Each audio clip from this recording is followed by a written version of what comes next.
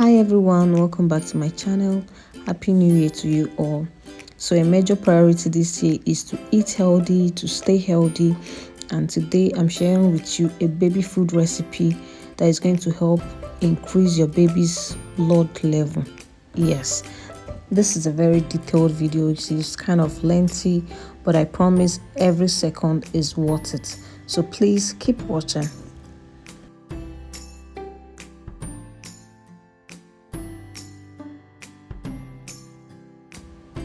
So the first ingredient for this recipe is my dried fish. I'm using dried catfish. You can use any fish of your choice, or preferably mackerel fish, but you have to pre-cook it before making this recipe. So I'm just going to take out the bone. You can see this fish is not completely dried, it's a little fresh. You don't want to use the one that is completely dried.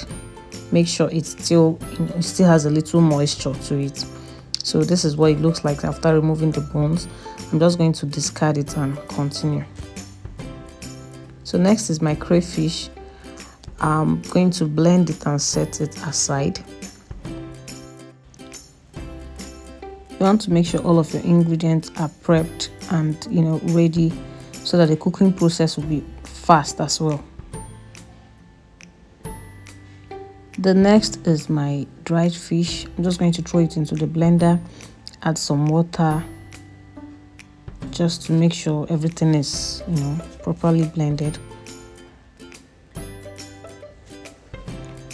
If you're using the mackerel fish, the pre-cooked mackerel fish, you can just use your hand to split it. You probably don't need to start blending it. Once you start cooking it, everything is going to disappear into the pot, so you might want to skip this process. So once that is done, the next is my vegetables, and for this recipe I am using ugu leaves, pumpkin leaves. Please make sure you use fresh vegetable for this recipe. This one I'm using hasn't come in contact with water. Once I pluck it and then wash it, it spreads out and the color becomes more greener. Or you can get this type or get the one that has been sprinkled with water in the market. And I'll be washing this with salt. Very, very, very important. When you're making baby food, you need to be extra with the neatness. So you can see how green the leaves are looking. I'm just going to slice them. You want to really slice this into tiny pieces. You can do this with a food processor, or if you have this manual blender, you can pour it in there and just blend it with your hand. What you're looking for is this. At the end of the day, this is what you're looking for. Once that is done, the next is my semi-ripe plantain. This is not the unripe and it's not ripe. I've washed it, and I'm using this type because the ripe one is just too sweet and too soft, and the unripe one is just too bland and too tough. So this is just the perfect one for babies. Not too ripe, not too unripe, just somewhere in the middle. So just make sure you cut it into little cubes like this, just so it cooks faster. Once that is done, I'm going to start adding the rest of the ingredients. I have half teaspoon of salt, scotch bonnet. You can skip this if your baby doesn't take pepper at all, but my kids are over 2 years and they take pepper. You can add a little or don't add at all if they don't take pepper. And there goes my crayfish, my blended onion. Make sure your onion is properly blended, please. I would recommend this recipe for babies from 18 months and above, but maybe babies from a year and above can also take it. I'm not sure, because this recipe can be a little dense. But I think babies who are already eating different types of food from a year can also take this. But I'm just recommending 18 months and above. I'm just going to rinse my dry fish plate and pour in the water. I feel like this is more like an African African recipe, but really anybody can cook this, anybody can do this for their baby because it is very, very nutritious. I feel like good food has no barrier, has no distance that it can't cross. So if you're from the US, you're from Scotland, you're from Asia, wherever you're watching from, if you have the ingredients available to you, why not? As long as the food is good, it doesn't matter the country it's coming from. So just make sure your baby is eating right. I just added my tomatoes now because I don't really want it to cook. That's why I didn't add it at the initial stage. So just, stir and you cover and let it cook for a while. So one thing about this recipe is that because the plantains are not really ripe, completely ripe, it's still a little tough. Not as tough as the unripe ones, but it's still tough. So it takes a while to cook. So I'm just going to test for salt now.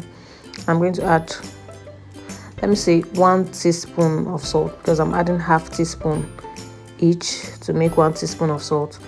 Just make sure the taste is okay, not too salty, not too spicy, just okay. So the next thing I'll be doing now is to get a masher like this, and I'll use it to squash the plantain. You can do this with your cooking spoon. You can use a small pestle, if you have a small pestle, just anything that is going to help you squash it so it's very more softer and looks like a porridge and very easy for the baby to eat. Make sure at the end you don't have lumps. Squash everything until you have it, looking very, very soft.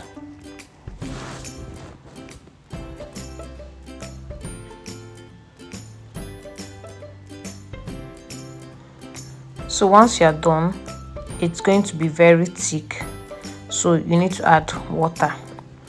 Make sure you add enough water because if it's thick, then the baby can't enjoy it. It needs to be a little runny, but not too runny.